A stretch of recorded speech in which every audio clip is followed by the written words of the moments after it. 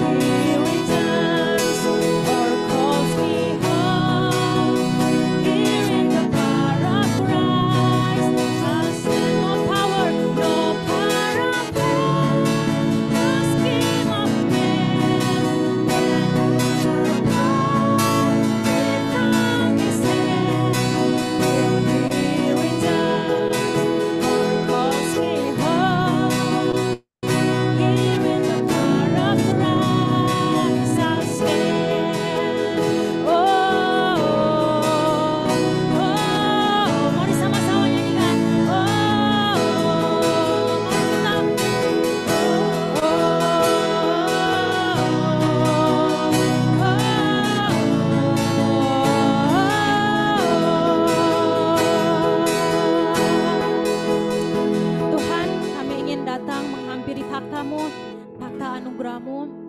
Kiranya layakan kami untuk menghampiri takhta kasih karunia-Mu. Biarlah kami boleh bebas memuji dan menyembah Engkau pada hari ini Tuhan. Dan biarlah kami membawa hidup kami sebagai korban persembahan yang hidup dan yang berkenan kepada Engkau Tuhan Yesus. Inilah persembahan kami, inilah korban syukur kami angkat kepada Engkau Tuhan. Hanya di dalam nama Tuhan Yesus Kristus kami sudah berdoa. Amin. Amen. Kita akan membaca pengakuan iman rasuli. Dengan lantang suara, mari bersama-sama kita katakan, aku percaya kepada Allah, Bapa yang Maha Kuasa, Khalik langit dan bumi, dan kepada Yesus Kristus, anaknya yang tunggal, Tuhan kita, yang dikandung dari Roh Kudus, lahir dari anak darah Maria, yang menderita sengsara di bawah pemerintahan Pontius Pilatus, disalibkan, mati dan dikuburkan, turun ke dalam kerajaan maut. Pada hari yang ketiga, bangkit pula dari antara orang mati, naik ke sorga, duduk di sebelah kanan Allah, Bapa yang Maha Kuasa, dan dari sana Ia akan datang untuk menghakimi orang yang hidup dan yang mati. Aku percaya kepada Roh Kudus, gereja yang kudus dan am, persekutuan orang kudus, pengampunan dosa, kebangkitan daging, dan hidup yang kekal. Amin. Amen. Kita mau ucapkan selamat datang untuk Bung Onggi yang sudah hadir dengan kalian. Bung Onggi. Mazmur 100 ayat pertama hingga ketiga. Bersorak-soraklah bagi Tuhan, hai segenap bumi. Beribadalah kepada Tuhan dengan sukacita.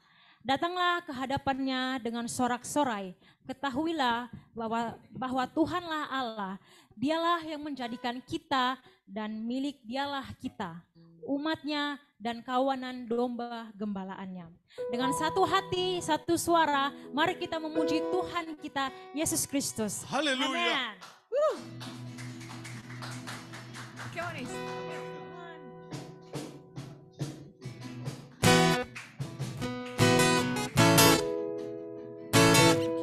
Mari bertepuk tangan sama-sama.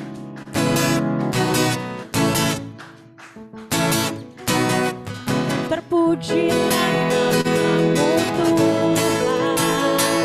Amen. Kuatkan penuh kemuliaan. Satu suara kami nyatakan kebesaran, kebesaran-Mu tetap selamanya. Sekali lagi, terpujilah, terpujilah namamu Tuhan. Amen. Ajaib dan penuh keagungan. Satu hati kami nyatakan.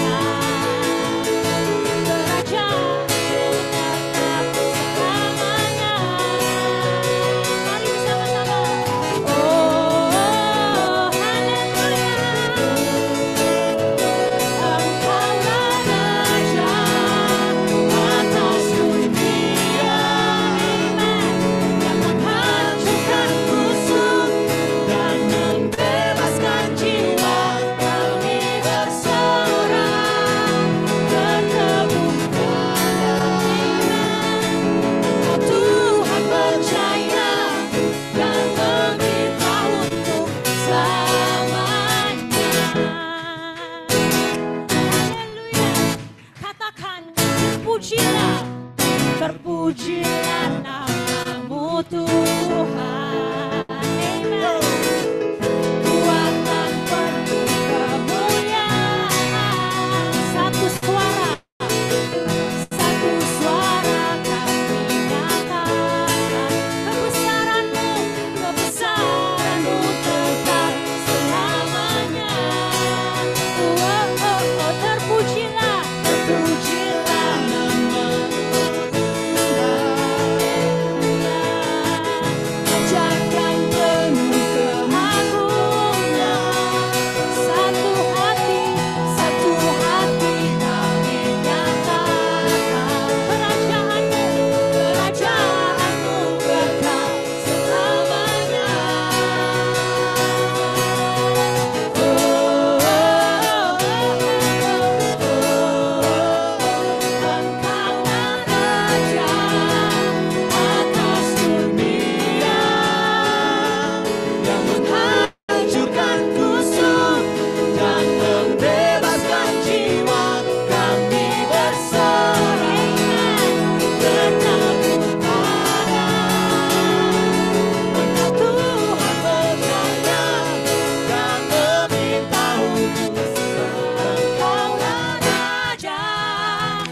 atas dunia yang menghancurkan kutub dan membebaskan jiwa. Kami bersorak, bertepuk tangan.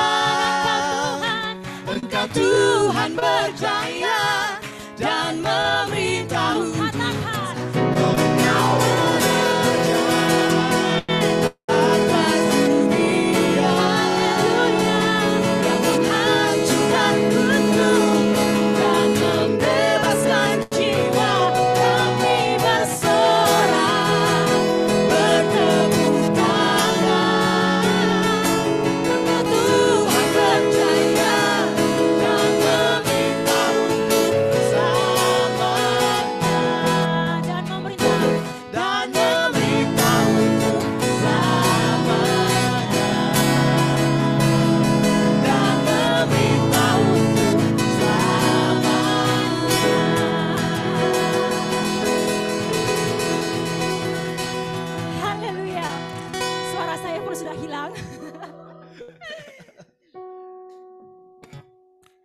walau bumi bergoncang, gunung-gunung beranjak, namun kasih setia Allah tidak akan pernah meninggalkan kita. Amin.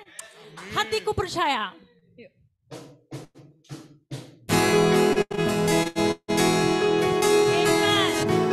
Mari kita nyanyikan lagu ini sebagai ucapan syukur kita. Katakan, Tuhanlah kekuatan dan mazmurku. Ya gunung batu dan keselamatanku, hanya padamu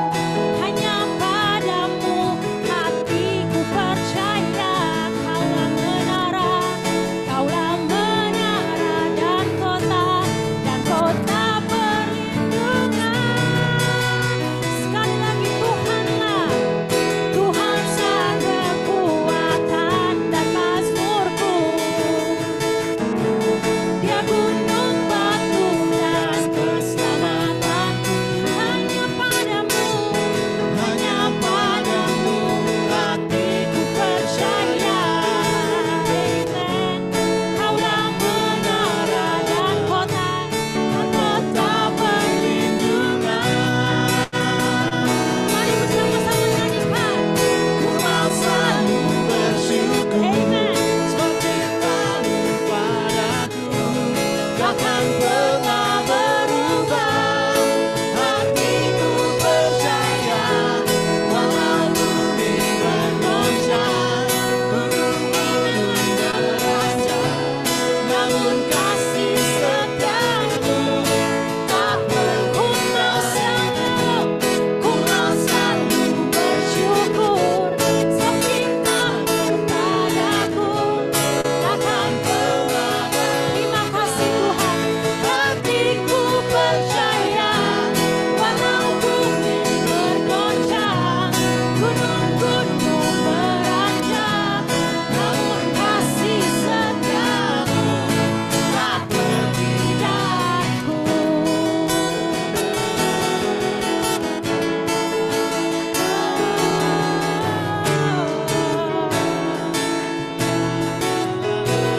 Katakan, Tuhanlah kekuatan dan mazmurku.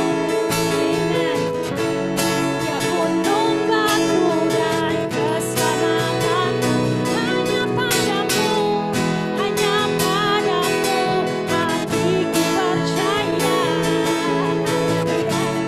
Kaulah menara dan kota perlindungan. Ku mau selalu bersyukur sebab cintamu padaku takkan pernah berubah. Hatiku percaya walau bumi bergoncang, gunung-gunung beranjak, namun kasih setiamu tak berhenti. Ku mau selalu bersyukur sebab cintamu padaku takkan pernah berubah. Hatiku percaya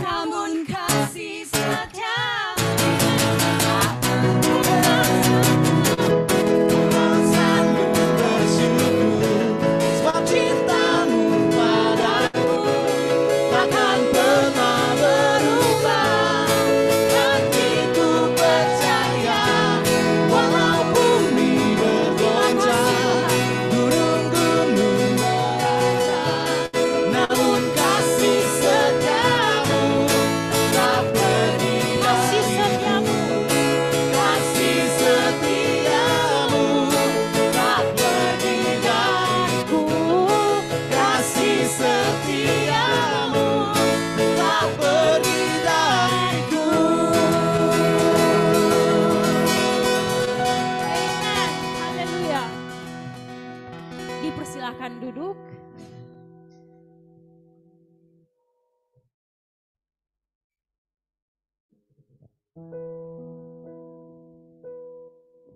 Mari kita tenangkan hati kita, mau menyembah Tuhan.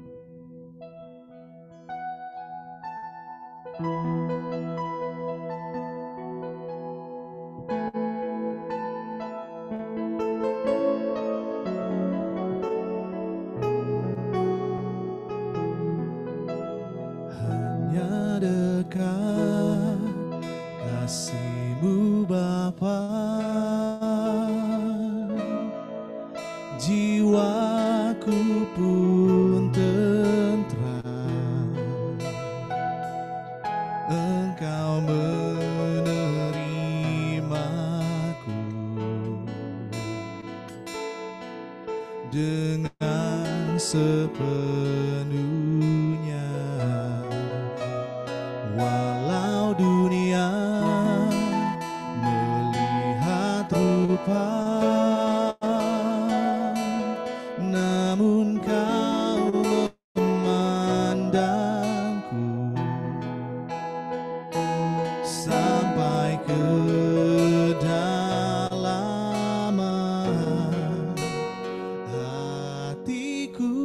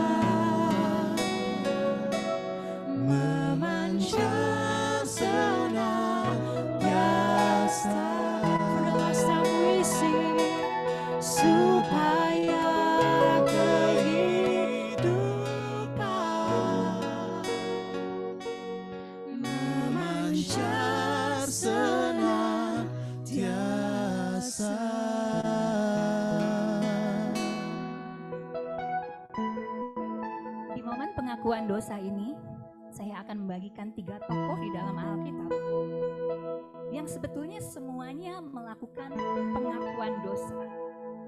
Dalam Keluaran 9 ayatnya yang ke-27, ketika Fir'aun menghadapi tulah demi tulah, oleh karena dia tidak melepaskan bangsa Israel, dia mengaku dosa. Dia berkata bahwa aku telah berdosa.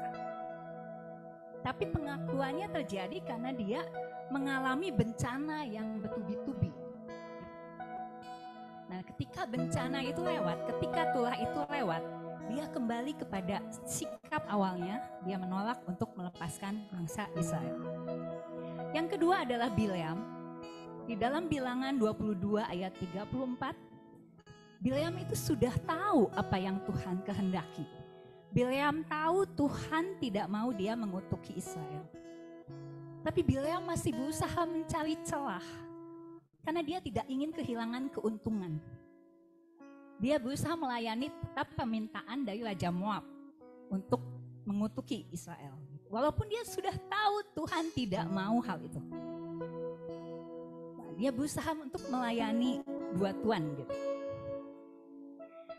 Di Bilangan itu dikatakan bahwa dia mengaku pada Tuhan bahwa aku telah berdosa. Dan kemudian di 1 Samuel 15 ayat yang ke-24, Saul mengatakan yang sama. Ketika Samuel menegur dia karena dia mempersembahkan korban tanpa menunggu Samuel, Saul berkata bahwa aku telah berdosa. Tapi dia membuat alasan, dia membuat excuse. Saul tidak menarik garis yang jelas. Saul berusaha selalu berkompromi dengan keadaan atau suara terbanyak. Dia tidak melakukannya dengan ketulusan, karena di satu waktu dia bersama kumpulan nabi, di waktu lain dia mencari pemanggil Allah. Di satu waktu dia bilang, anakku Daud. Di waktu lain dia mengejar Daud dan berusaha membunuh Daud.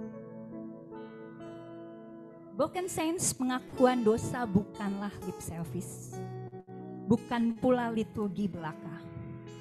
Perenungan kita tentang pengakuan dosa bukanlah untuk mengimbangi atau diimbangi dengan kesalehan kita, tapi pengakuan dosa kita. Ketika kita mengaku dosa, kita menyatakan kita sepenuhnya bergantung kepada rahmat dan kasih setianya Tuhan. Dengan kesadaran yang tulus tentang siapa kita. Sebagai manusia yang berdosa, manusia yang suka membuat kekacauan, manusia yang jatuh dan jatuh lagi, yang satu-satunya harapan kita untuk mendapatkan pengampunan bukan karena kita adalah orang yang lebih baik daripada orang yang di sebelahmu atau dari orang lain di luar sana. Bukan juga karena kita punya kualitas baik tertentu, perbuatan baik tertentu yang mungkin lebih baik dibandingkan dengan orang-orang tertentu gitu. Tapi semuanya semata-mata hanyalah karena anugerah Allah. Ketika kita datang saat ini, ketika kita masuk di dalam silent prayer, mari kita bawa hidup kita kembali, bawa hatimu, hati yang hanya Tuhan saja yang mengenal sampai kedalamannya. Hati di mana tidak ada yang tersembunyi. Baik noda, baik celah, baik kebodohan, ketakutan, segala sesuatu yang ada di hatimu tidak ada yang tersembunyi di hadapan Tuhan. Mari kita berdoa kepada Tuhan. Between you and God. Bahwa hidupmu akui apa yang perlu diakui di hadapan Tuhan. Ingat kembali akan kasih setia, akan rahmat. Yang hanya karena itulah engkau mendapatkan pengampunan.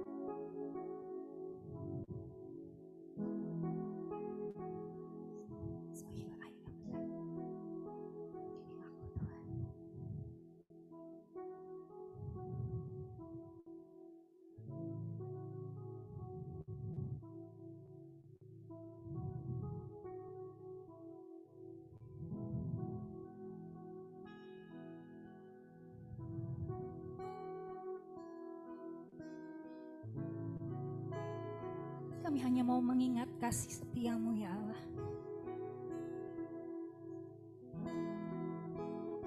Kami hanya mau mengingat dan mengakui ketidaklayakan kami.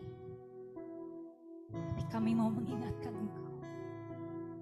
Ingatlah akan kasih setia-Mu kepada kami.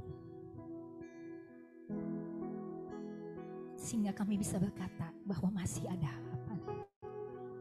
Sehingga kami bisa berkata masih ada hari depan. Semua karena kasih setia Tuhan. Ampunilah kami akan kesalahan kami. Ampunilah noda celah yang ada pada hidup kami.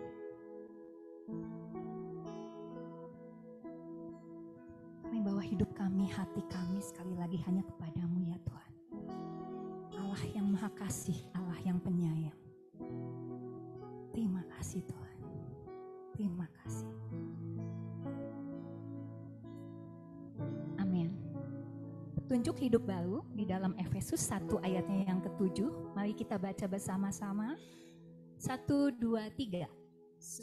Di dalam Dia dan oleh darahnya kita beroleh penebusan, yaitu pengampunan dosa menurut kekayaan kasih karunia-Nya. Broken saints, let us embrace this providence of divine mercy. Sehingga kekayaan kasih karunia-Nya itu yang bekerja di dalam kita. Kasih karunia-Nya yang akan heal our desire. Kasih karunia-Nya yang akan heal our will. Mengubah kita, memampukan kita untuk hidup sesuai dengan panggilan.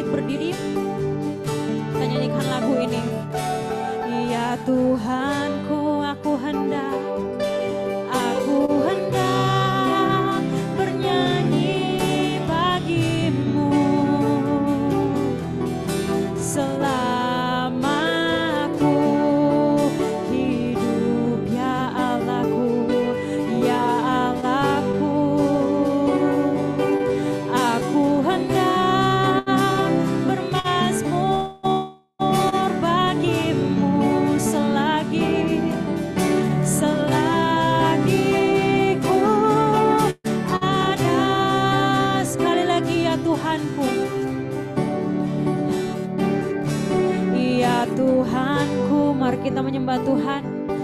Aku hendak bernyanyi bagi-Mu. Terima kasih karena Engkau telah mengampuni kami selama aku hidup.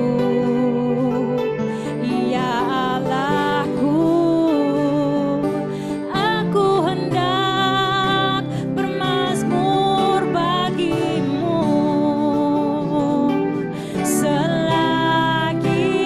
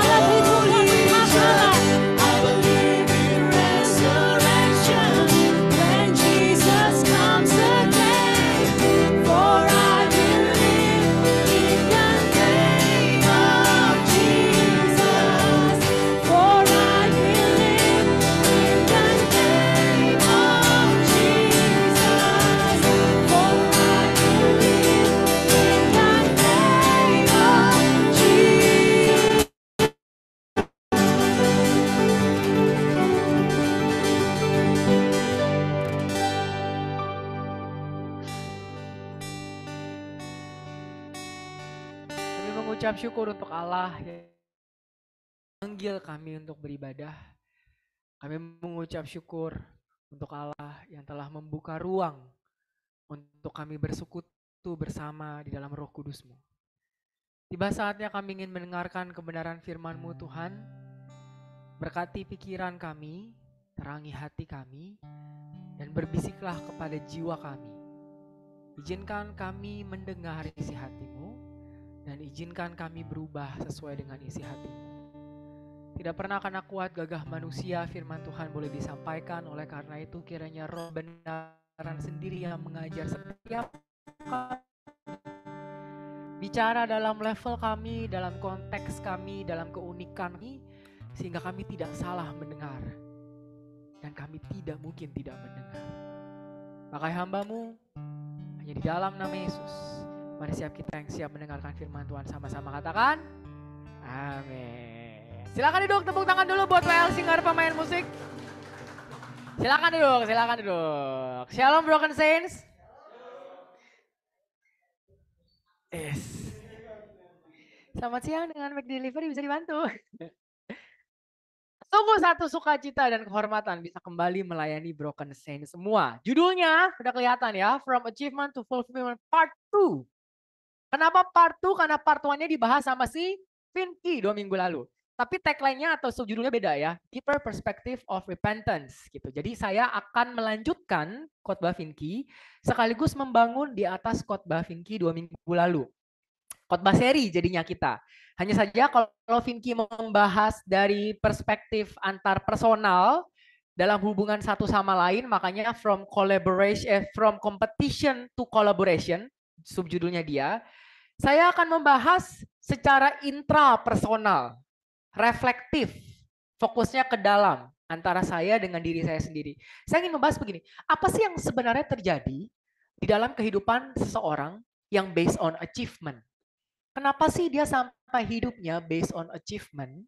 Dan apa yang terjadi di dalam diri seseorang ketika perubahan from validation to fulfillment terjadi? Gitu. Seperti apa pergumulannya? Saya ingin bahas tidak dari perspektif luar lingkaran, tapi dari perspektif dalam lingkaran. Kalau Vinky ngomong soal Kain dan Habel, saya ingin kita tidak melihat Kain dan Habel sebagai orang ketiga. Saya ingin kita menjadi Kain yang mengalami sendiri, kenapa sih saya sampai secemburu itu kepada Habel? Apa yang terjadi sama saya sampai saya marah kalau persembahannya Habel diterima? Itu yang ingin saya bahas. Dan saya akan memulai pembahasan saya dari kisah orang muda yang kaya. Tahu lah ya ceritanya. Dalam Matius 19 ayat 16 sampai 22, lalu kisah paralelnya dalam Markus dan Lukas. Nah, oleh karena itu saya minta Leni maju ke depan. Silakan Leni membacakan 3 perikop ini.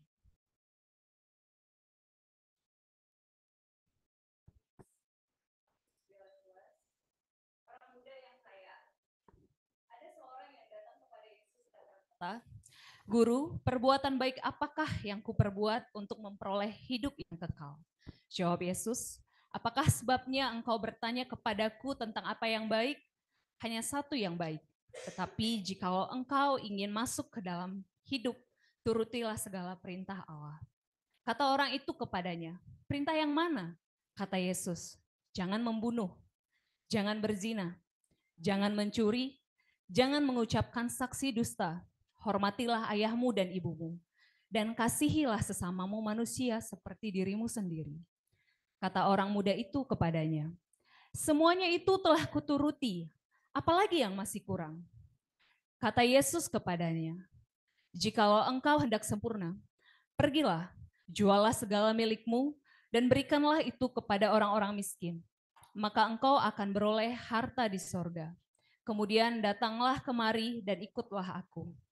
Ketika orang muda itu mendengar perkataan itu, pergilah ia dengan sedih, sebab banyak hartanya.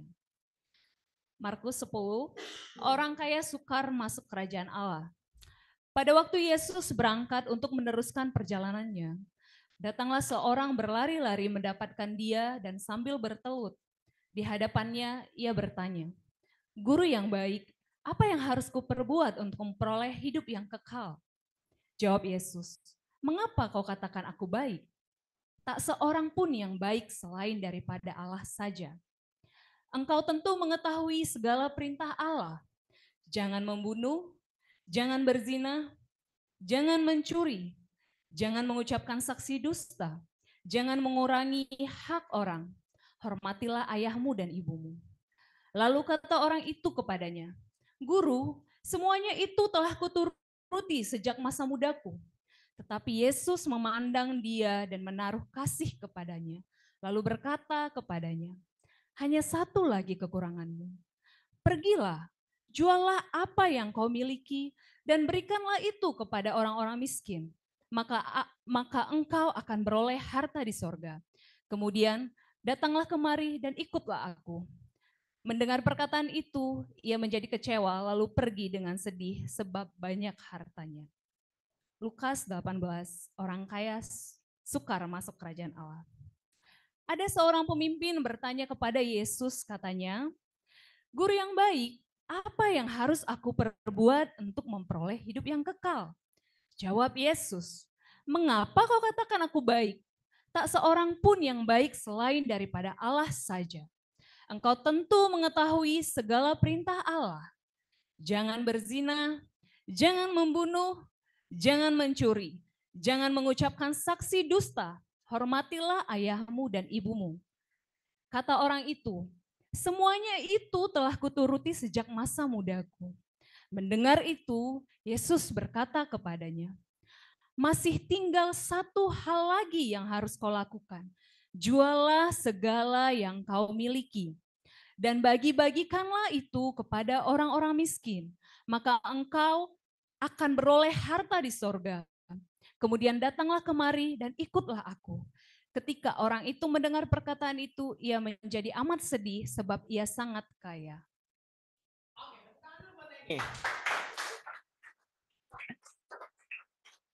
Kasian banget dia suruh baca 3 perikop ya. Broken Saints, karena udah banyak belajar di RLST, ini namanya Injil Sinoptik. Matius, Markus, Lukas menulis satu kisah yang sama tentang si orang muda, tapi dari 3 perspektif. Sekarang saya duduk ya, karena tadi nggak bisa duduk. Ntar lah ini bolak-balik gitu. Sekarang saya duduk. Dan saya ingin bahas soal dia. Gitu. Nah, kisah si orang muda ini itu dibuka dengan sebuah pertanyaan. Guru, perbuatan baik apakah yang harus kuperbuat untuk memperoleh hidup yang kekal? Pertama-tama kita harus menyadari bahwa pertanyaan ini tuh bukan pertanyaan biasa.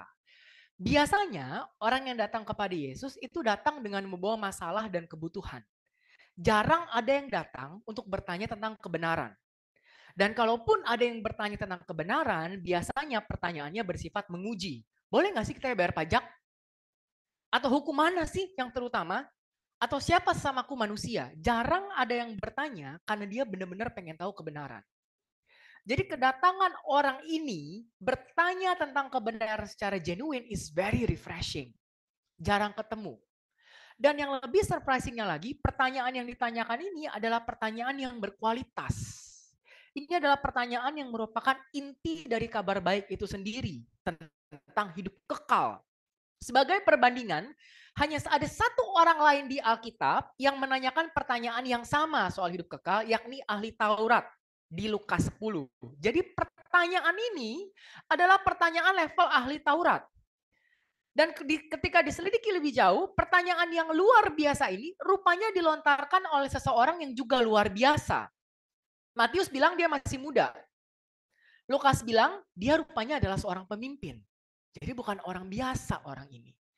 Jelas dia khatam Taurat, orang ngomongin hidup kekal. Jadi dia adalah orang Israel yang muda, before 30 nih, before 30. Pasti muda itu bagi Israel itu pasti sebelum 30, sebelum dewasa. Tapi before 30 dia sudah jadi pemimpin. Gitu. Dan ketiga Injil Sinoptik sepakat menyatakan bahwa pemimpin yang masih muda ini itu kaya raya. Sebab banyak hartanya adalah istilah yang dipakai. Jadi dia bukan sekedar kaya, dia kaya raya. Dia bukan sekedar ada harta, dia banyak harta. Perpuluhan dia nggak ada serinya. Dalam hitungan modern, he's not a millionaire, he's a billionaire. Dan yang lebih luar biasanya lagi, pemimpin muda yang kaya raya ini rupanya adalah seorang yang taat kepada Taurat. Respon dia terhadap jawaban Yesus, kalau engkau ingin masuk hidup, turutilah segala perintah Allah, adalah semuanya telah kuturuti sejak masa muda. Semuanya sejak masa muda. Ini orang bukan kaleng-kaleng. Bukan kaleng-kaleng orang ini. Baik Matius, Markus, Lukas itu kasih list perintah Allah apa sih yang dimaksud. Lukas bilang begini, jangan berzina. Ya ini hukum Taurat lah ya. Jangan berzina, jangan membunuh, jangan mencuri, jangan mengucapkan saksi dusta, hormatilah ayahmu dan ibumu. Matius menambahkan satu hal lain. Ditambah satu, kasihlah samamu seperti dirimu sendiri. Markus memperjelas maksudnya kasihlah samamu apa. Jangan mengurangi hak orang.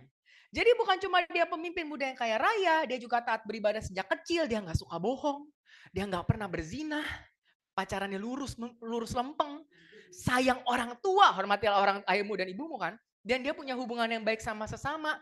Dan kekayaannya yang miliaran itu didapatkan secara halal. Tidak merampas hak orang lain. Atau dengan kata lain, he's perfect. Dia adalah seseorang yang sukses di dunia sekuler dan sukses di dunia religi. Berhasil di salah satu area saja sudah luar biasa hitungannya. Tapi bersama-sama, itu adalah pencapaian yang into infinity and beyond. Ingat, Mamon sama Allah adalah dua resep yang hampir mustahil bisa dikombinasikan. Biasanya orang itu jatuh ke dalam salah satu ekstrim. Bagaimana caranya kamu jadi kaya di usia muda pada masa penjajahan? Either lu jual bangsa lu, atau lu korbankan integritas lu atas Taurat.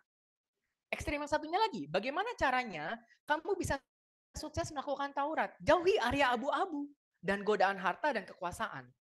Tapi anak yang masih muda before 30 ini mampu balancing keduanya.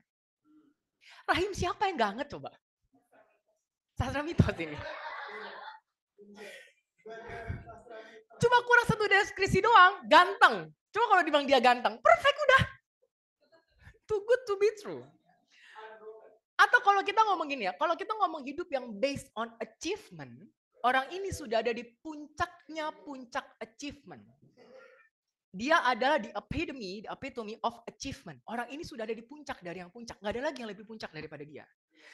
Tapi menariknya, setelah semua pencapaian ini, si anak muda tuh masih merasa kurang untuk mendapatkan hidup yang kekal. Maka sekalipun dia sudah melakukan banyak, dia kembali bertanya, semuanya telah kuturuti, apalagi yang masih kurang.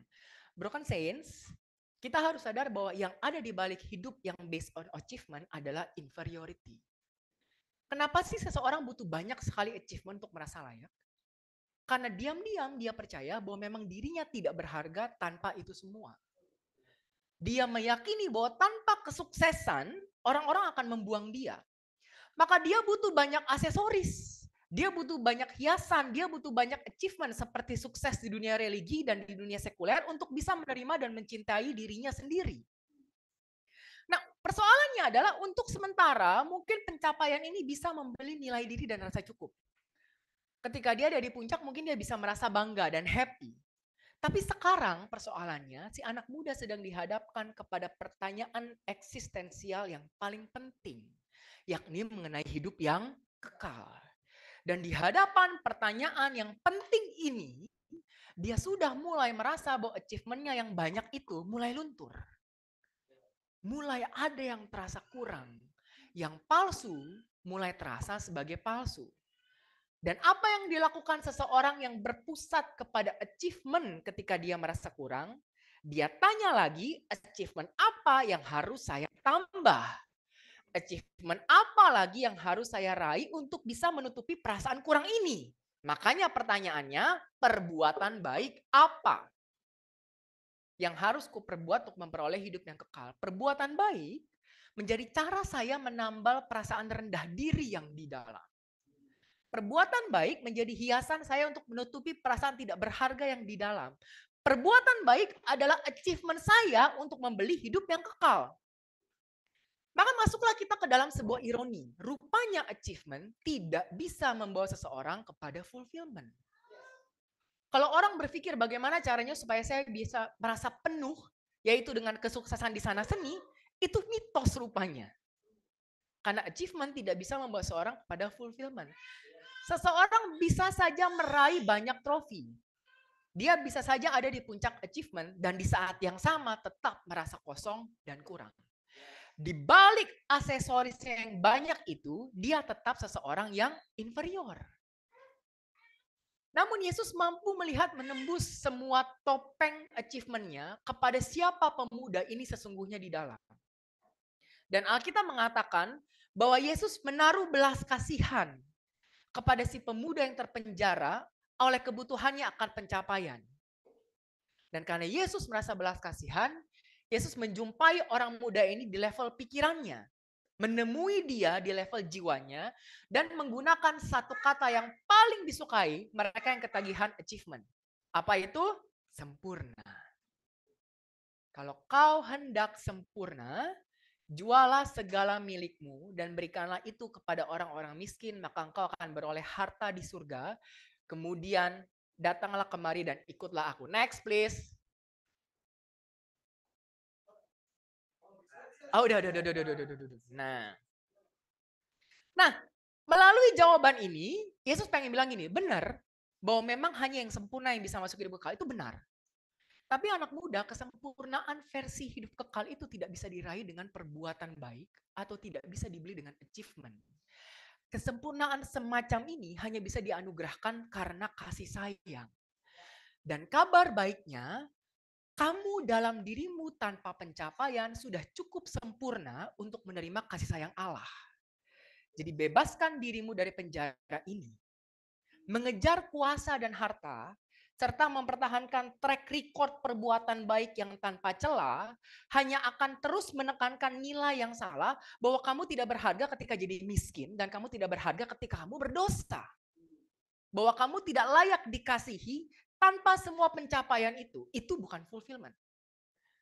Fulfillment hanya bisa didapatkan di dalam kesadaran bahwa Allah sudah mengasihi dirimu yang tanpa kesuksesan religi dan sekuler itu.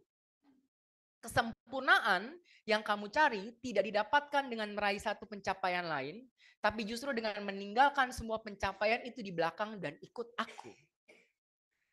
Makanya ada satu yang ironi, bukan satu yang ironi, ada satu yang seperti kontradiktif. Kalau engkau hendak sempurna, solusinya bukan mencapai satu pencapaian lagi, tapi tinggalkan pencapaian itu, jual semuanya dan ikut aku. Sebab dengan menjadi kosong, kamu menjadi sempurna. Dan broken sense, bukankah ini kabar baik? Ini kabar baik. Kalau kita bilang bahwa kabar baik adalah berita pembebasan bagi mereka yang terpenjara, bukankah ini kabar baiknya? Bahwa si orang muda dibebaskan dari penjara achievement-nya.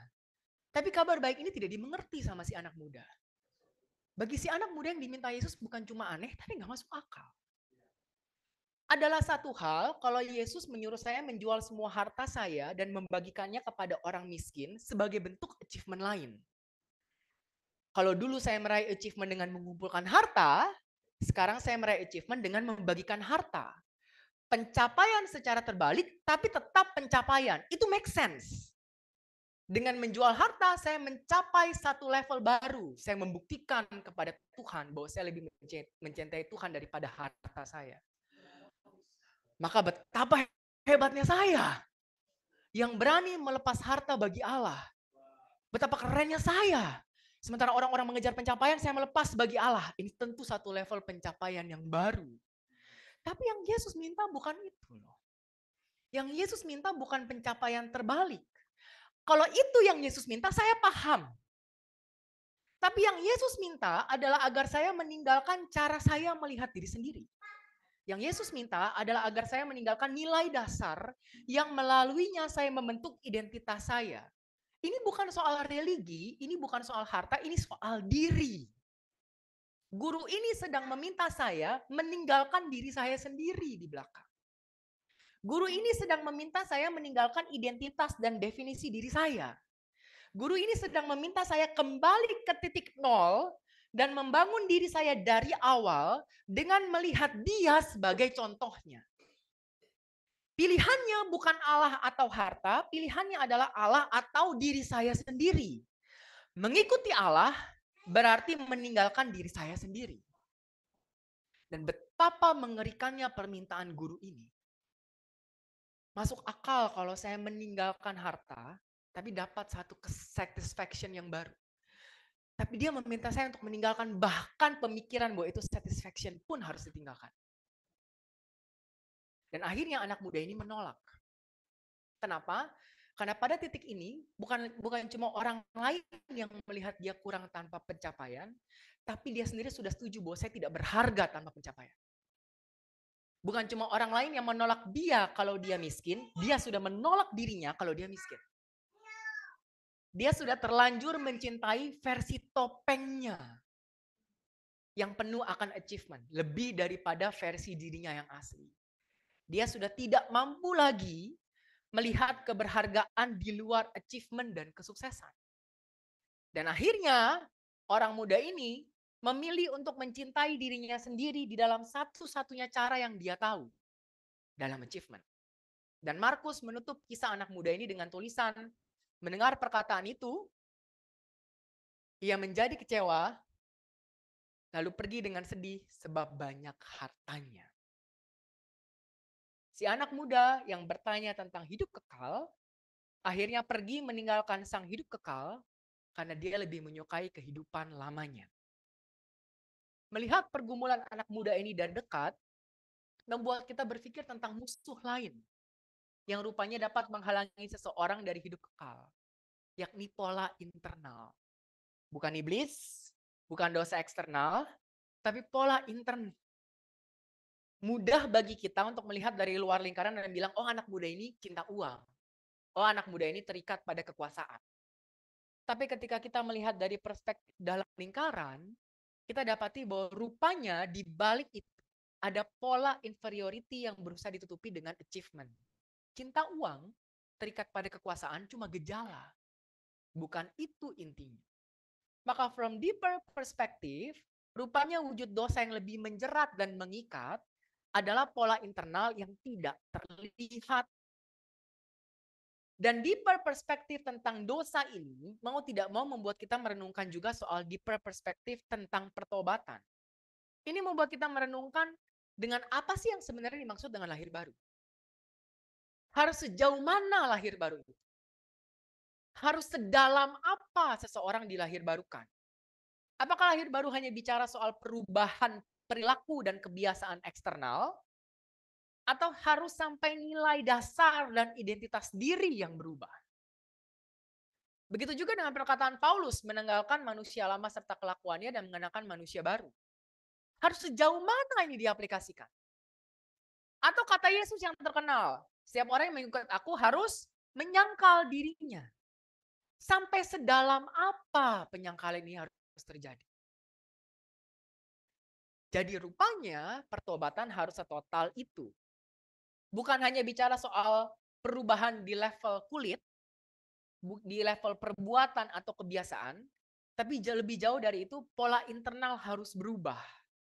Atau kalau kita kembali ke kasus anak muda di Matius 19 tadi, ini bukan soal hartanya, itu kulit. Harta itu eksternal. Ini soal kecenderungan mengejar achievement yang digerakkan oleh pola inferiority. Itu yang harus diubah dan ditobatkan. Atau seperti kata Anthony de Mello, simpanlah uangmu tapi tinggalkan si aku. Jangan bakar tubuhmu, bakarlah egomu. It's not about the money, it's you. Di sini kita jadi paham kenapa istilah metanoia berputar balik 180 derajat yang dipakai untuk pertobatan. Karena memang harus setotal itu. Di sini kita jadi mengerti kenapa Paulus bilang, aku telah disalibkan namun aku hidup, tapi bukan lagi aku sendiri yang hidup. Sebab yang harus berubah ultimately adalah siapa kita. Cara kita memandang diri sendiri, nilai dasar yang melaluinya kita melihat dunia di sekitar kita dan membentuk identitas kita. Ini pertobatan. Dan ini yang tidak mampu dilakukan si anak muda. Namun proses pertobatan yang kayak begini, itu nggak enak sama sekali. Khotim beberapa waktu lalu mengkhotbahkan tentang the hangover. Apa itu the hangover? Khotim bilang ini adalah suatu masa transisi tidak menyenangkan di mana semua terasa limbung, sempoyongan, mabok tidak, sadar juga belum. Dan Khotib menggunakan analogi hangover ini untuk menggambarkan betapa messinya dan sempoyongannya proses pertobatan Kristiani ini. Persoalannya adalah hangover dari mabuk itu berlangsung cepat. Hari ini lu berhenti minum, besoknya lu hangover, lusa lu baik-baik saja. Tapi hangover dalam pertobatan itu lama banget. Bapak, rasanya saya sudah bertahun-tahun jadi Kristen, berusaha menjadi manusia baru, tapi itu kayak nggak sampai-sampai. Terus maju mundur, bolak-balik, jatuh bangun. Dan kayaknya tuh nggak ada sesuatu yang bisa dipakai sebagai ukuran pasti bahwa saya sudah bertumbuh. Kenapa di situ-situ mulu rasanya? Capek tapi nggak kemana-mana. Apakah saya di atas treadmill? But that's what he felt. Dan ini terasa menakutkan dan bahkan terasa kadang-kadang sia-sia. Bayangkan kalau kita jadi si anak muda dan akhirnya kita berkata ya kepada Tuhan. Begitu kita berkata ya, hari ini saya mendadak miskin. Dari seorang yang ada di puncak, saya tinggalkan semuanya, saya hari ini tiba-tiba mendadak miskin. Tidak berpengaruh dan dimusuhi komunitas Yahudi.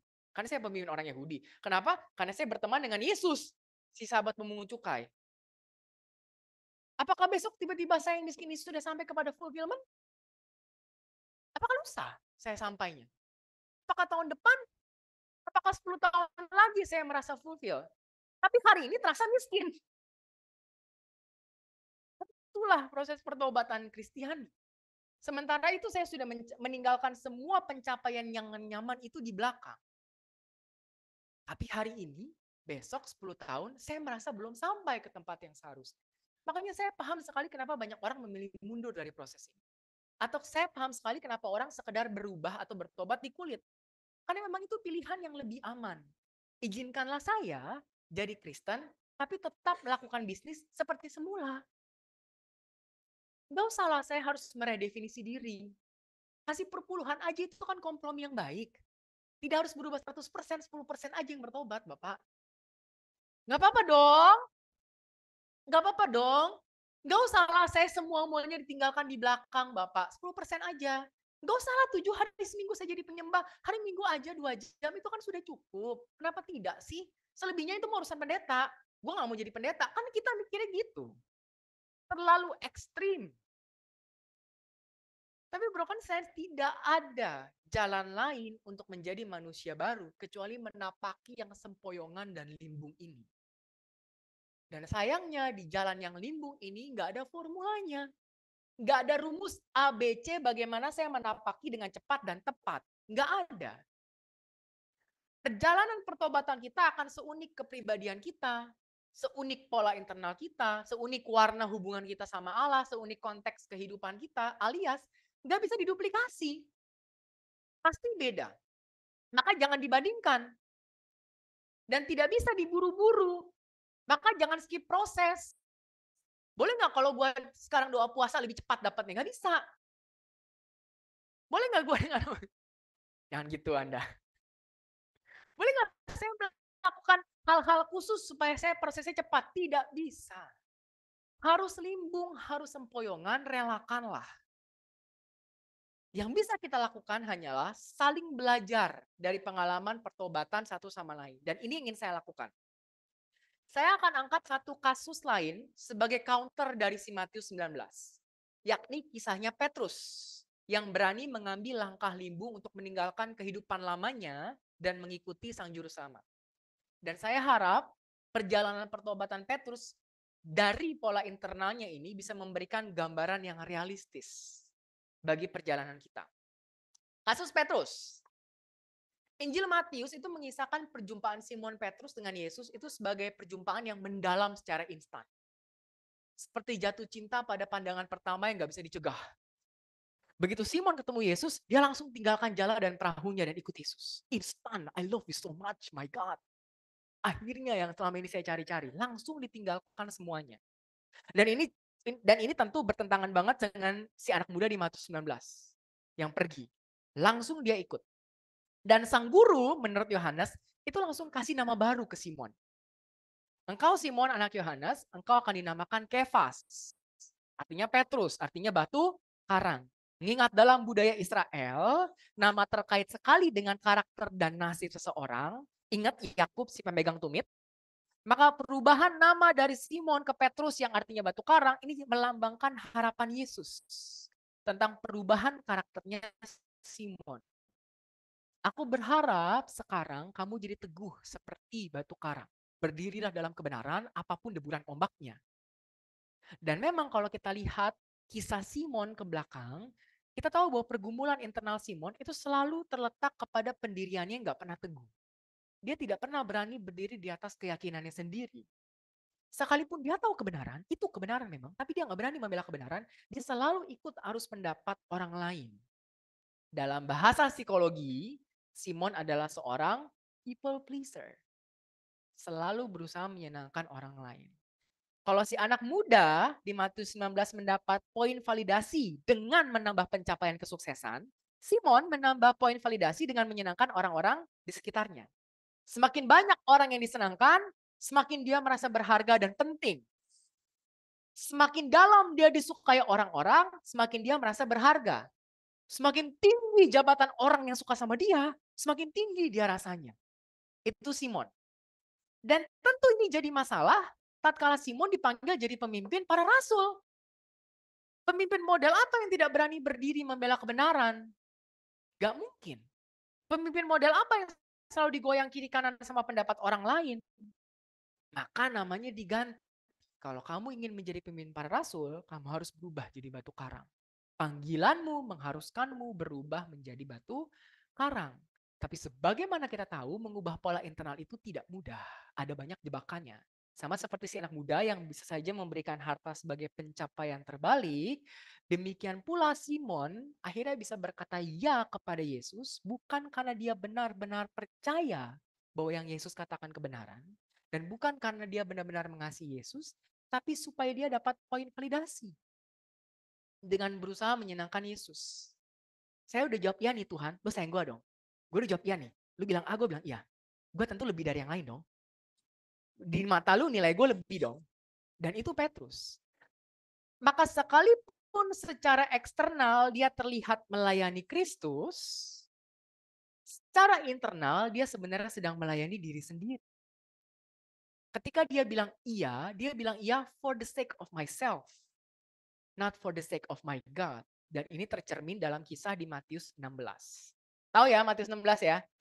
Di Matius 16 ada 2 pertanyaan Yesus kepada para murid. Pertanyaan pertama adalah kata orang, siapakah anak manusia? Itu. Anak manusia di sini bukan merujuk kepada Yesus loh. Anak manusia di sini merujuk kepada nubuat Mesias dalam Daniel 7. Gitu. Atau dengan kata lain, Yesus sedang tanya, menurut pendapat orang pada umumnya, Mesias itu siapa? Siapa sih si Mesias dalam Daniel 7 ini menurut apa kata orang?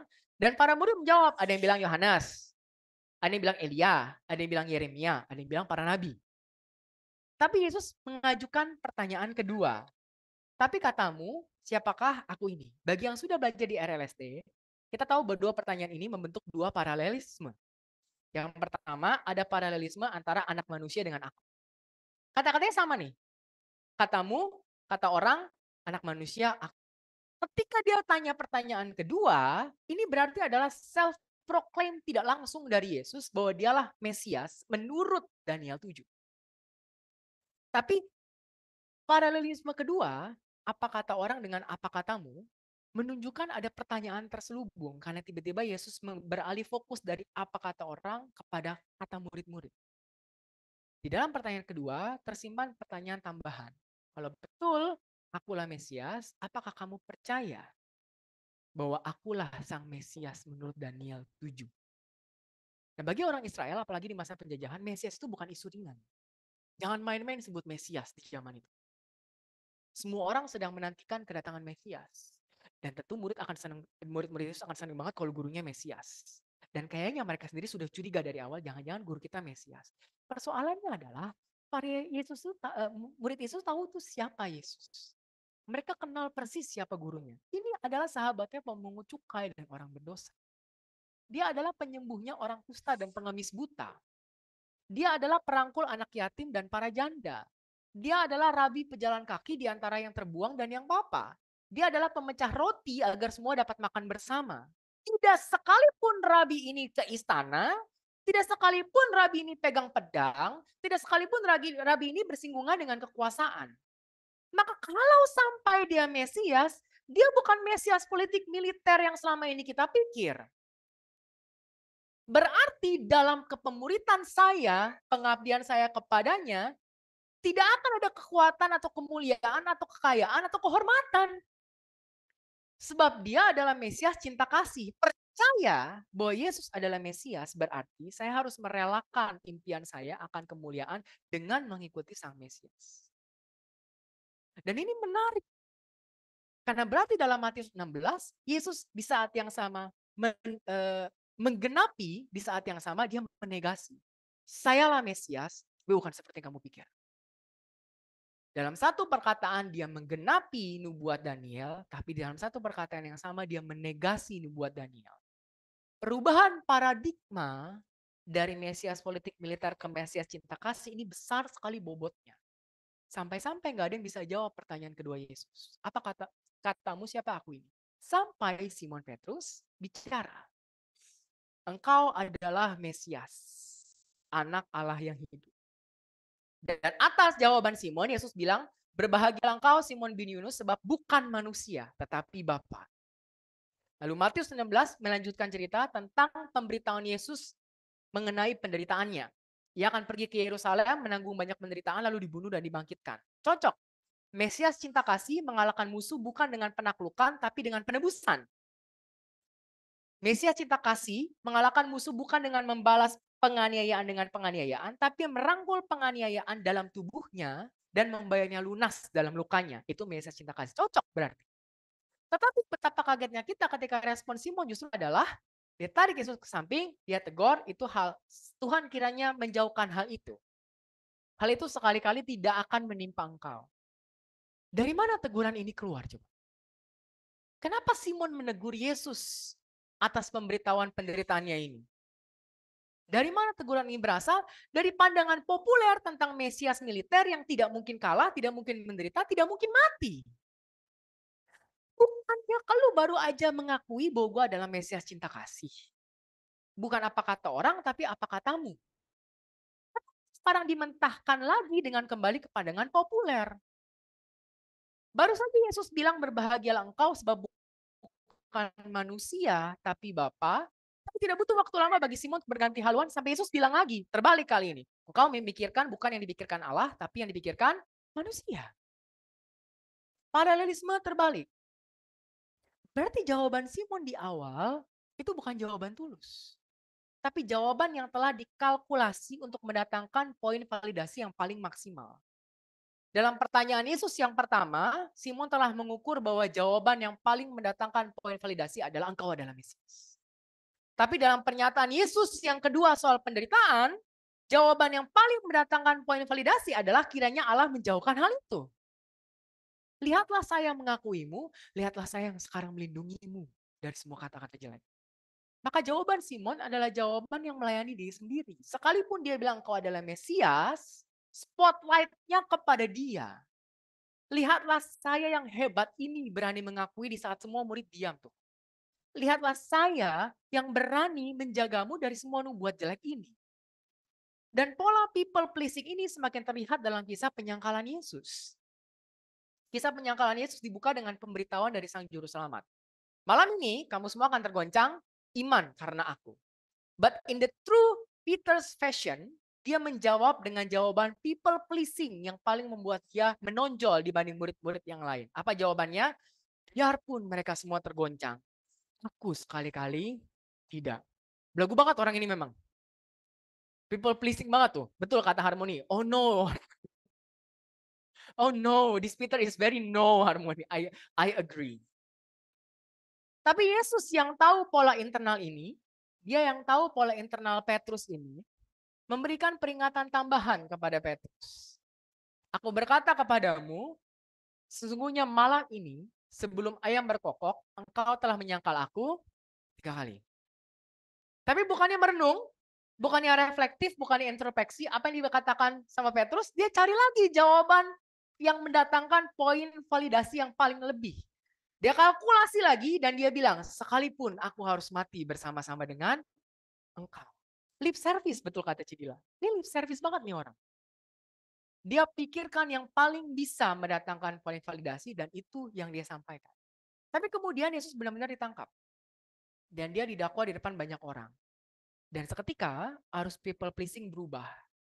Sekarang poin validasi didapatkan bukan dengan mendukung Yesus, tapi dengan menentang Yesus. Dan apa yang dilakukan Simon? Dia sangkal Yesus 3 kali.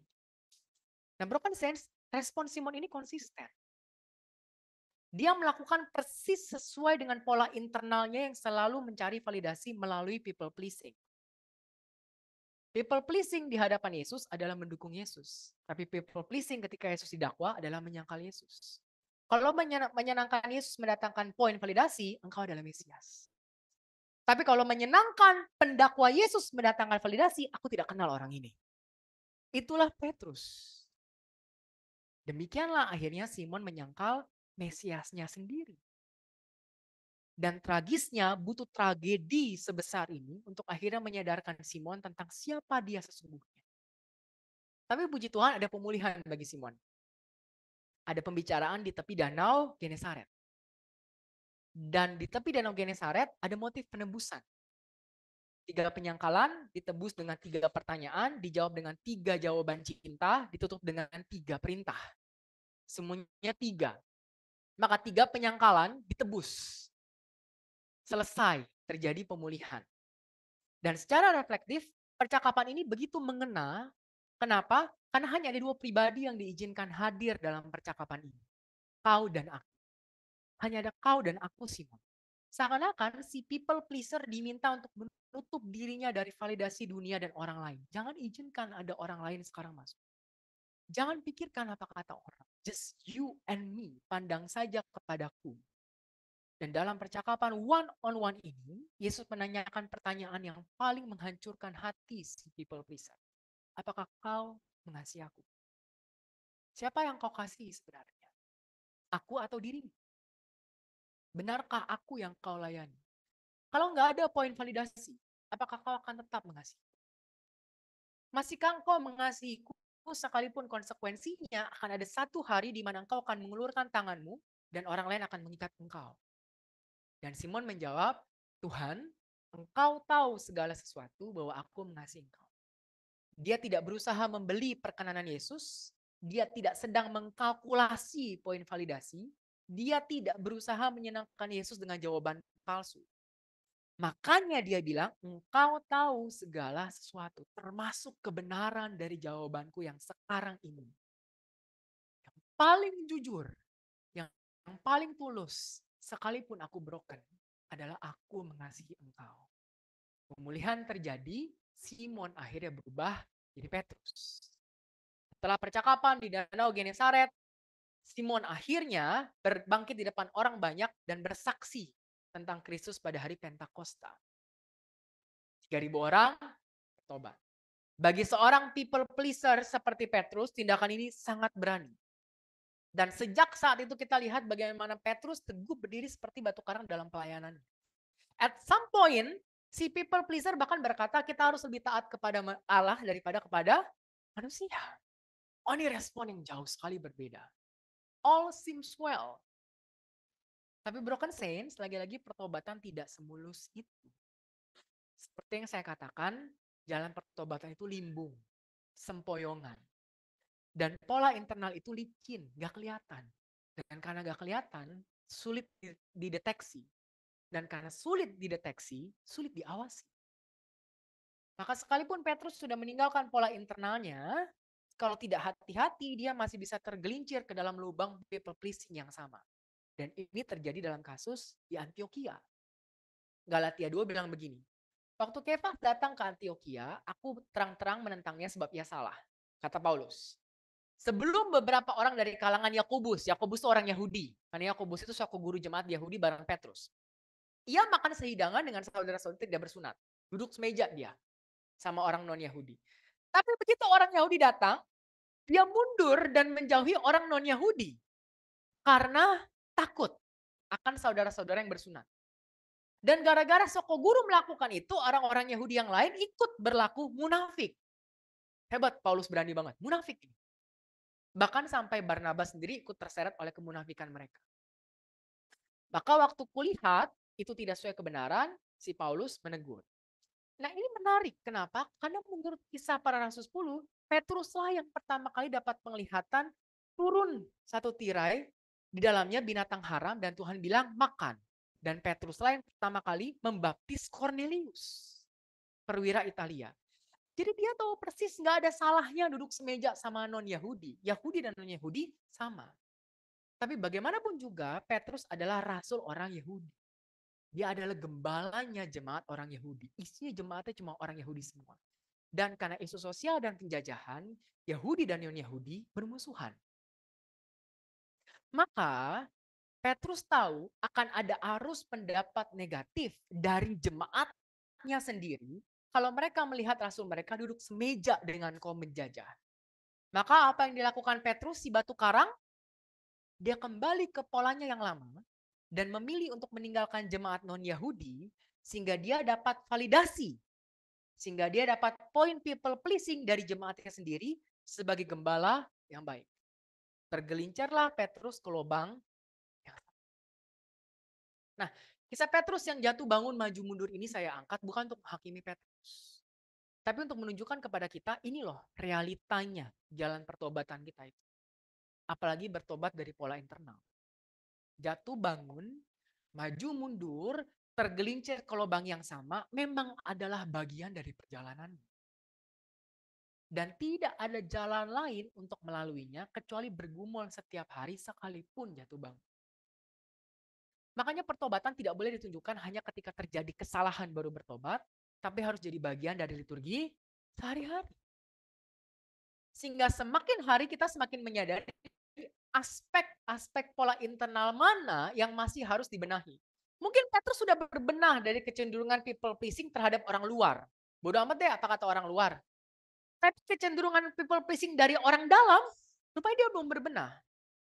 Berdiri membela kebenaran jika resikonya dimusuhi orang lain satu hal.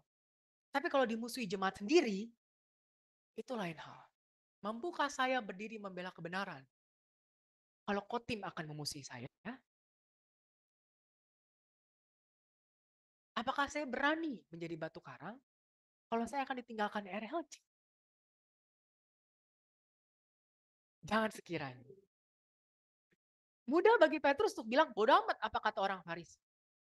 Tapi bagaimana kalau jemaatnya mulai meninggalkan Petrus dan kembali menjadi Yudaisme karena suku guru mereka adalah sahabatnya penjajah. Rupanya Petrus belum lulus dari itu. Maka kejadian di Antioquia ini harus dilihat sebagai pelajaran. Memang Petrus tergelincir, tapi disinilah akhirnya Petrus lebih memahami pola internalnya. Dan lagi-lagi disinilah Petrus bertobat.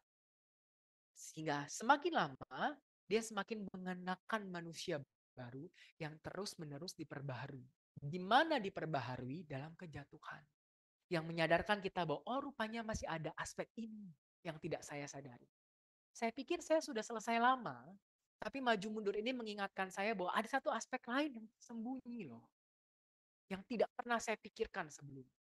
Dan sekarang ketika disingkapkan, harus saya benahi. Dan saya akan tutup dengan pertanyaan ini. Bagaimana dengan kita, Broken Saints? Apakah kita sudah ada di space of fulfillment? Atau kita masih ada dalam kekosongan yang coba kita tutupi dengan berbagai hiasan? Entah itu pencapaian seperti si anak muda, atau people pleasing seperti Simon, atau perfeksionisme, atau hiasan-hiasan lain.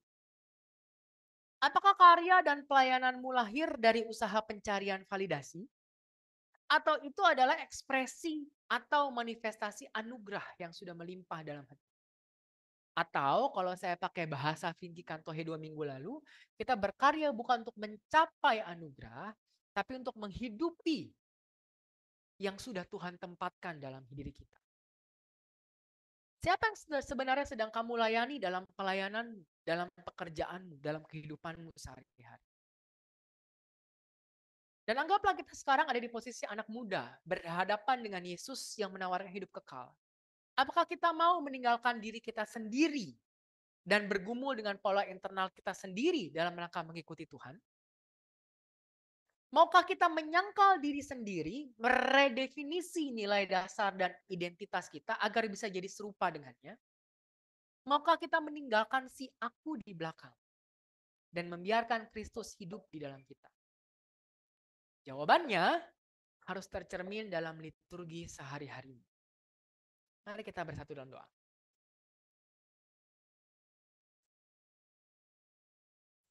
Allah yang mengenal hati kami, Allah yang tahu jiwa kami, tolonglah kami untuk agar kami boleh mengenal pola internal kami sendiri. Terkadang kami melakukan sesuatu yang tanpa kami sadari sebenarnya sedang melayani diri sendiri. Kiranya roh kebenaran yang membuka aspek tersembunyi itu dari diri kami. Sehingga kami dapat berubah bukan hanya dalam rupa perbuatan eksternal, tapi secara internal kami pun diubahkan. Dan di tengah perjalanan sempoyongan limbung kami, kuatkanlah kami Tuhan. Teguhkanlah langkah kami. Ingatkanlah kami bahwa bagaimanapun kami berprogres. Sehingga kalaupun jatuh bangun, itu pun bagian dari progres. Izinkanlah kami ketika jatuh, kembali belajar untuk bangkit. Dan kembali memperbaiki diri. Terima kasih Bapak yang baik. Berkati setiap kami yang ada di RLC, sertai kami dalam perjalanan pertobatan kami masing-masing. Apapun yang menjadi salib kami, apapun yang menjadi pola internal kami, kiranya Allah yang terus bergumul bersama-sama dengan kami. Terpujilah nama Tuhan kami dari kekal sampai kekal. Hanya di dalam nama Tuhan kami Yesus Kristus kami berdoa dan mengucap syukur. Mari semuanya sama-sama katakan. Mari semua berkati.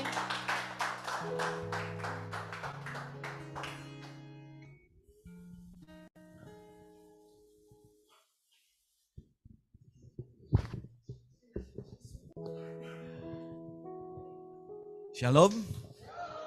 Selamat sore Bapak dan Ibu sekalian.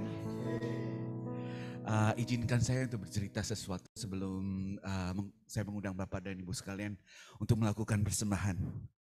Kejadiannya 10 hari yang lalu tepatnya, tanggal 13 September. Jadi sore itu adalah merupakan saya dan Christopher di mobil gitu ya. Kita benar-benar lagi happy karena apa? Christopher menang di babak perempat final, tentu dengan timnya ya, namanya juga basket ya. Jadi bukan cuma Christopher saya pakai untuk pinjam nama aja. Menang 70 lawan 13. Oke, lombanya di sekolah Solideo, sekolah Kristen Bapak Ibu. Oke, 70-13. Oke. Jadi kita lagi happy, ecstasy gitu kan ya. Saya nyetir juga dengan gembira, senyum lebar gitu. Anak gue udah ganteng, bikin skor, bikin poin, etc. Oke, tiba-tiba bilang, "Papa, handphoneku di mana?"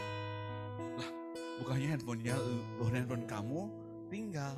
Dan itu dia bilang, handphone kamu pegang, sorry. Dan pertanyaan itu timbul, kita sudah jalan sekitar berapa kilo. Kalau Bapak dan Ibu Saudara sekalian tahu di mana posisi Solideo itu di BSD lama, yang tinggal di BSD tentunya tahu, kita sudah menuju ke arah Sanur, sekolah Sanur BSD. Udah cukup jauh, oke? Kamu ketinggalan, intinya handphonenya ketinggalan, oke? Udah deh, ya udah balik, oke? Balik, lu doa lu supaya, aku bilang, terus lu doa lu supaya ada malaikat yang bisa itu karismatik. Anyway, kita balik. Dan Bapak dan Ibu Saudara sekalian harus tahu jalanan untuk balik ke itu sangat ribet. Karena bukan satu jalur, cuman banyakkan U-turn itu ditutup. Jadi untuk balik ke sekolah Solideo tersebut benar-benar butuh effort dan butuh waktu. Dan ketika kita sampai di sekolah Solideo tersebut, apa yang terjadi Bapak dan Ibu Saudara? Apakah handphonenya ada? Puji Tuhan tidak ada. Puji Tuhan tidak ada. Oke, kalau dulu sebelum saya jadi jemaat RLC, di mana saya tidak diajarkan untuk menjadi seorang stoik, atau di mana kita tidak diajarkan untuk merangkul luka. Untuk menghidupi pergumulan yang kita hadapi sebagai anak Tuhan. Tentunya saya akan respon pertama adalah itu tadi, mengeluarkan seandainya. Okay? Seandainya saya nggak belikan churros buat Christopher dan Aqua, dan nggak kasih ke dia, dan nggak maksa Christopher untuk cuci tangan sebelum makan churros, tentunya handphone itu nggak ditinggal di dekat wastafel di sekolah yang Kristen itu, tapi ternyata banyak malingnya. Oke, saya nggak menyalahkan maling anyway. Tapi ini kisahnya. Seandainya Christopher tadi tidak menanyakan handphonenya dari mana, karena sebelum saya minta cuci tangan, dia nanyain handphone ada nggak di tas. Ada, dan saya keluarin. Seandainya aku nggak ngeluarin itu handphone, tentunya nggak dia pegang dan nggak dia tinggal di meja dekat wastafel tempat dia cuci tangan. Seandainya saya tidak datang hari itu, karena itu memang sampai saya bilang saya batalin schedule untuk meeting sama orang Itali karena demi Christopher, dan it was a surprise. Gitu. Seandainya saya tidak menjadi ayah yang hadir. Dan yang paling parah, seandainya Tuhan tidak izinkan hal itu terjadi. Itu list seandainya akan terus berlanjut kalau saya masih bukan jemaat RLC. Okay? Namun, karena saya dididik untuk merangkul luka. Okay? Saya tidak mengeksploitasi Tuhan saya karena saya memberikan persembahan. Okay? Atau karena memberikan perpuluhan, oke? Tapi saya mempersembahkan karena saya mau menjawab, apakah engkau mengasihi aku? Belum ditayangkan. Jadi sebelum Bapak dan Ibu saya undang untuk mempersembahkan, ada satu ayat atau dua ayat sebenarnya dari 2 Korintus 9. Saya bacakan.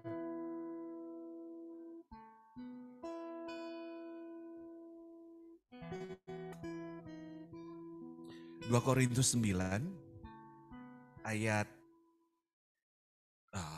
7 dan 8. Karena ayat 6-nya itu bagian dari prosperity gospel.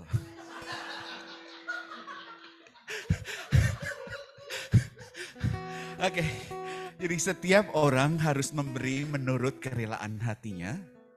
Janganlah ia memberi dengan segan-segan atau karena terpaksa. Sebab Allah mengasihi orang yang memberi dengan senang hati. Allah berkuasa memberi kepada kalian berkat yang melimpah ruah, supaya kalian selalu mempunyai apa yang kalian butuhkan.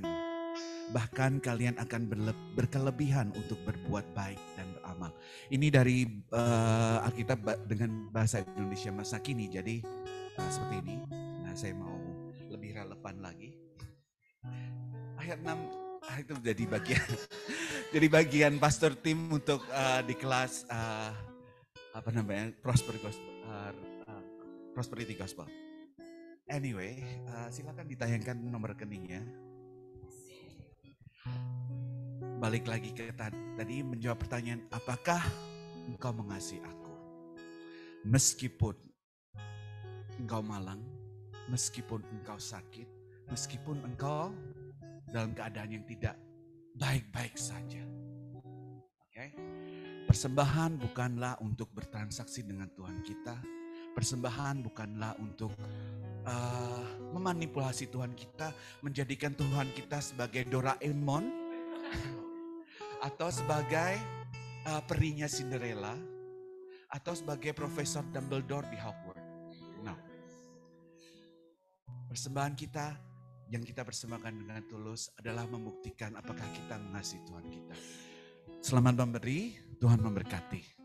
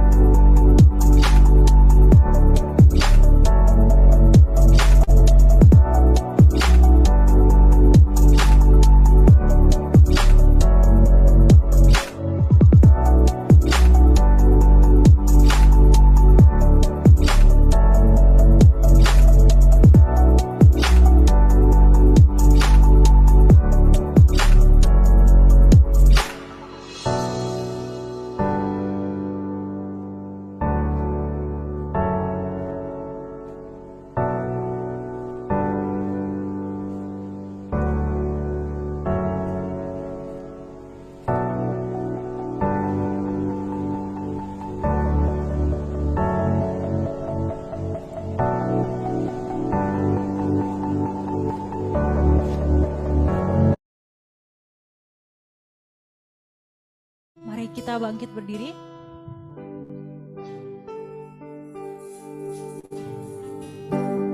Inilah yang kurenungkan setiap waktu, setiap waktu. Nyanyian pujian dan kepadamu.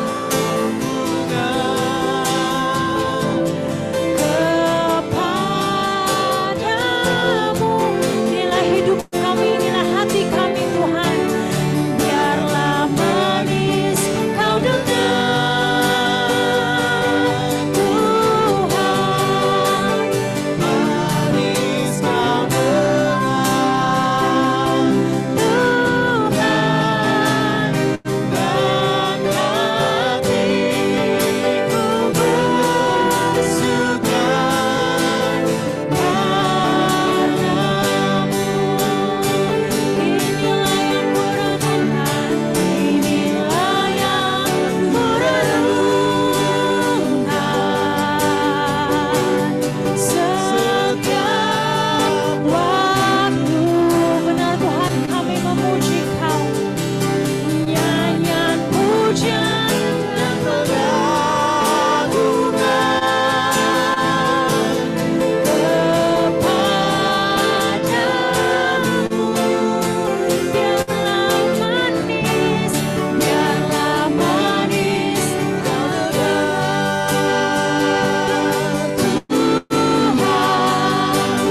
manis kau dengar Tuhan, dan hatiku bersuka, dan hatiku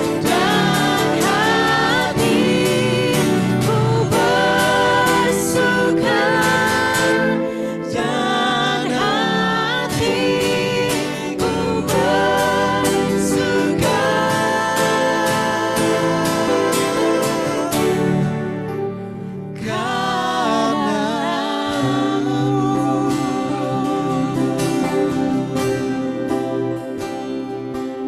Broken Saints, kita akan menutup ibadah kita pada siang hari ini. Oleh karena itu, angkatlah kedua belah tanganmu, angkatlah hatimu, dan terimalah berkat Tuhan. Tuhan memberkati engkau dan melindungi engkau. Tuhan menyinari engkau dengan wajahnya dan memberimu kasih karunia. Tuhan menghadapkan wajahnya kepadamu dan memberimu damai sejahtera. Pulanglah dengan berkat yang melimpah dari Allah Bapa, cinta kasih, penerimaan, pengampunan yang sempurna dari Tuhan kita Yesus Kristus. Di dalam pertolongan, penghiburan, penyertaan Allah Roh Kudus yang selalu ada di setiap langkah hidup kita. Mulai dari hari ini, bahkan sampai selama-lamanya. Mari kita yang sudah terima berkat Tuhan sama-sama kita katakan. Amin. Happy Sunday. God bless you all. Broken Saints.